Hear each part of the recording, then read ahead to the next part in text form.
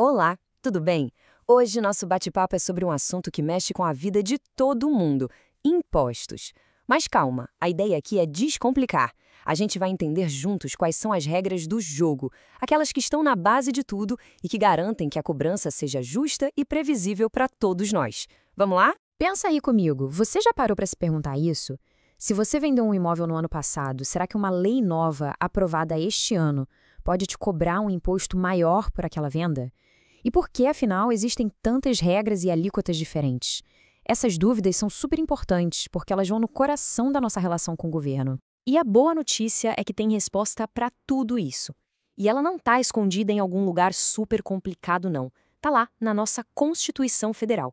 Pode pensar nela como o grande manual de instruções que diz o que o governo pode e principalmente o que ele não pode fazer na hora de cobrar impostos. E para a gente não se perder, esse aqui é o nosso roteiro de hoje.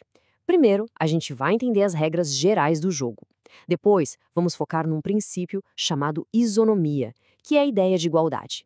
Vamos ver que essa igualdade tem 4 faces diferentes. Depois, vamos entender a regra da irretroatividade, que nos protege de surpresas, e fechar vendo por que tudo isso é tão importante para você. Então, vamos começar do começo, da base de tudo. Sabe quando a gente fala em princípios tributários, não é só um papo técnico de advogado.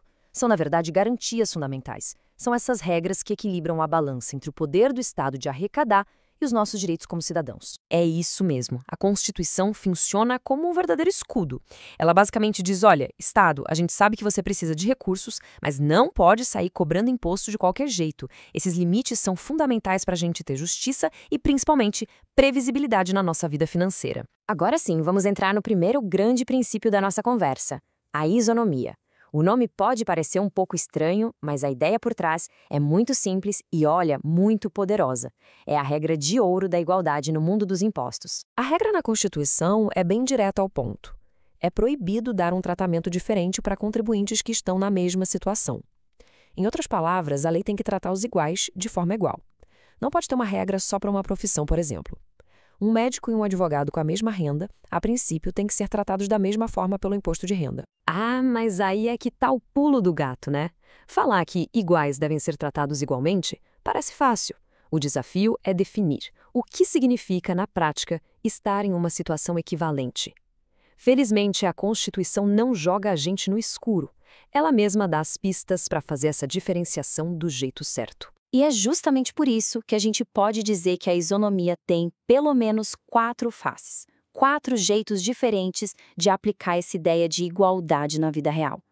Vamos dar uma olhada em cada uma delas. As 4 faces são essas aqui: a capacidade contributiva, a uniformidade geográfica, a uniformidade da tributação da renda e, por último, a não discriminação tributária.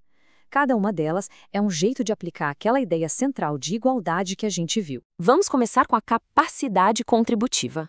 A lógica aqui é muito justa. Os impostos têm que ser proporcionais à capacidade econômica de cada pessoa. Ou seja, quem tem mais, contribui com mais. É um princípio de solidariedade, como diz essa citação do professor Schoery. É exatamente por isso que as alíquotas do imposto de renda aumentam conforme a renda da pessoa sobe. A segunda face é a uniformidade geográfica. Isso quer dizer que um tributo federal tem que ser o mesmo no Brasil inteiro. A regra do imposto de renda no Acre tem que ser a mesma do Rio Grande do Sul.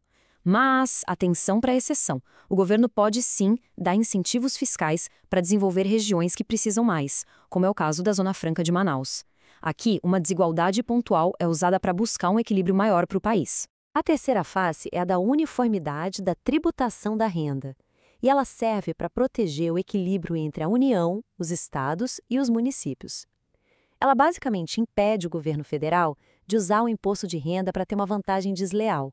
Por exemplo, a União não pode tributar mais a renda dos títulos da dívida de um estado do que ela tributa os seus próprios títulos.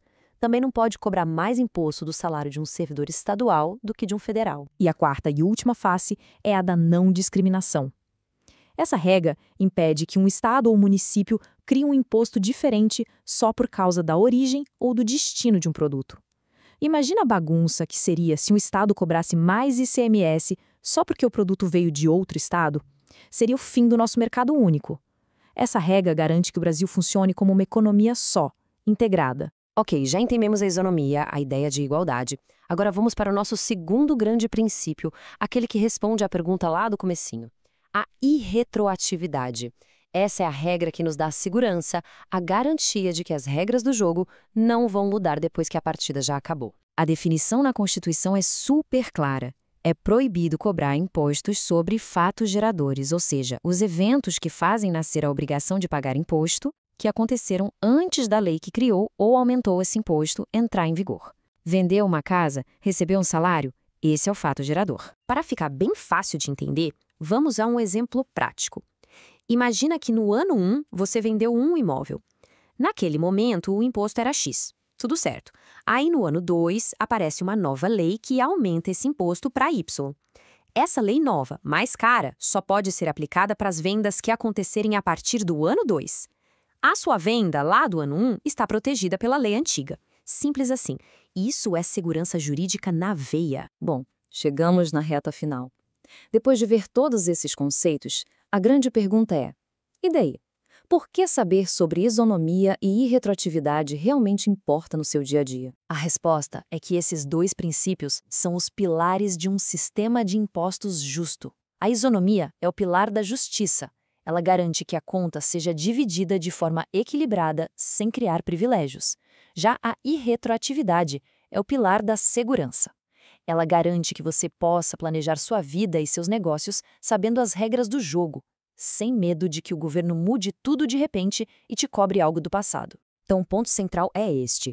Entender esses princípios não é só para quem estuda direito ou contabilidade. É uma ferramenta de cidadania.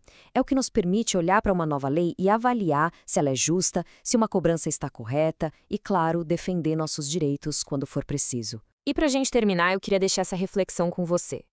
Agora que você conhece um pouco mais sobre essas regras do jogo, sobre a igualdade e a proteção contra as surpresas do passado, sua forma de enxergar os impostos que você paga muda de alguma forma? Fica aí a pergunta. Espero que este papo tenha ajudado a clarear as coisas. Até a próxima.